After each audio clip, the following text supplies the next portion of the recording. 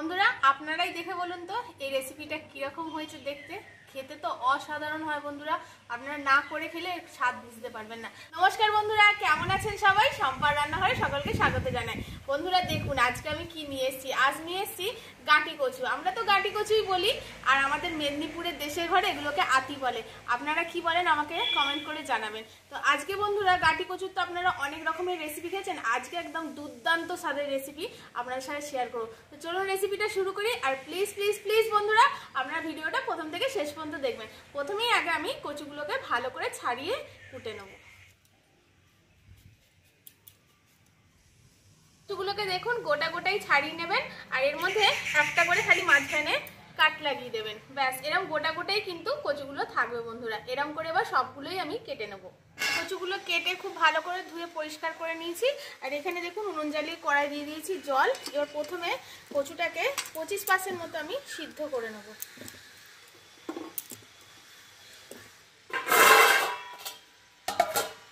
আমার কচুটা সিদ্ধ হচ্ছে, এখানে আমি লঙ্কা, রসুন আর আদাটা পেস্ট করে নেব।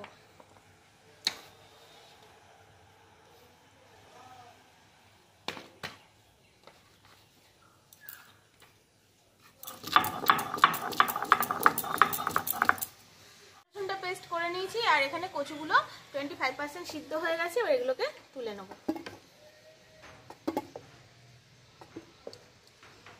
কড়া বসিয়ে দিয়েছি, এবার দিয়ে দেবো সর্ষের তেল। দিয়ে প্রথমে কচুগুলোকে একটু ফ্রাই করে নেব। গরম হয়ে গেছে, এবার কচুগুলো দিয়ে ভেজে নেব।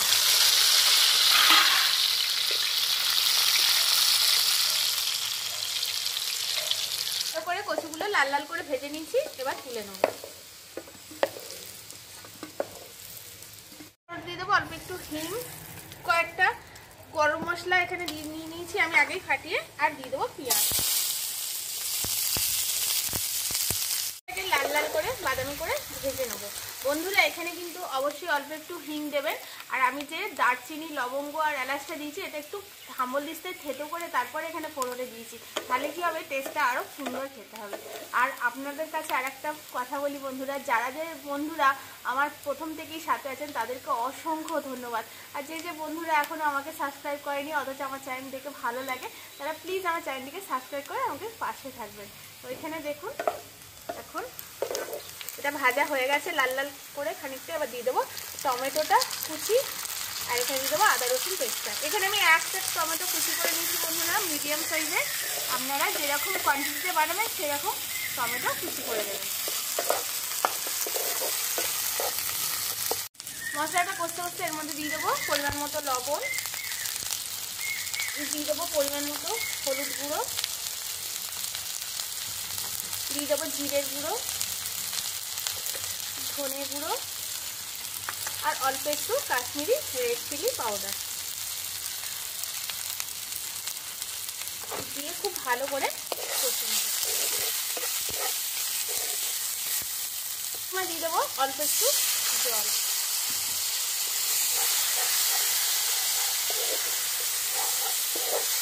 এটা বেশ অনেকটা কষে নিয়েছি। এখানে দিয়ে দেবো অল্প কয়েকটা কাসুরি মেথি, আর দিয়ে দেবো স্বাদ মতো অল্প একটু চিনি দিয়ে একটু কষে নিয়ে পরিমাণ মতো জল দিয়ে দেবো।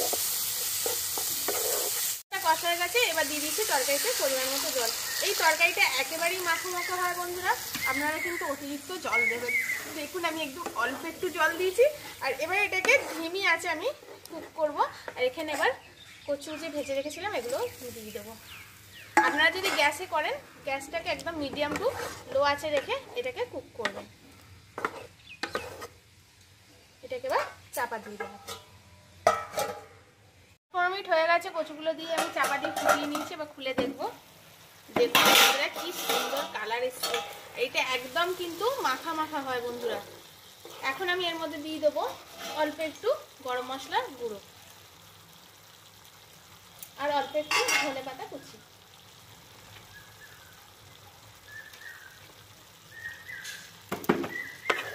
ব্যাস হয়ে গেছে বন্ধুরা আমার এটা। এবার এটাকে আমি লাগিয়ে নেব। কি সুন্দর রিচ একদম দেখতে হয়েছে দেখুন বন্ধুরা।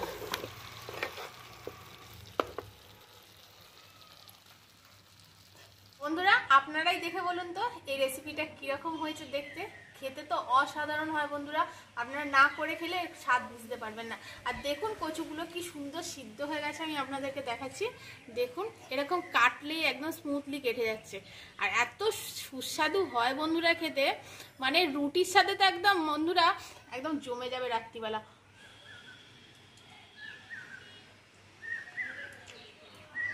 দারুণ দারুণ খেতে হয়েছে বন্ধুরা। কাটি কচুর এইরকম অভিনব রেসিপি আপনারাও এই পদ্ধতিতে বাড়িতে বানিয়ে খান বন্ধুরা। আর আমার চ্যানেলে এরকম নিত্য নতুন নতুন রেসিপিতে প্লিজ বন্ধুরা আমার চ্যানেলটিকে সাবস্ক্রাইব করে শেয়ার লাইক কমেন্ট করে দেবেন, পাশে থাকা বেল আইকনে প্রেস করে রাখবেন যাতে আমার দেওয়া ভিডিও সবার আগে আপনাদের কাছে পৌঁছে যায়। যারা ফেসবুক থেকে দেখছেন ভালো লাগলে পেজটিকে ফলো করে রাখবেন। আজকের মতো আসি বন্ধুরা, আজকের মতো টাটা, সবাই খুব সুস্থ থাকবেন, ভালো থাকবেন, সাবধানে থাকবেন।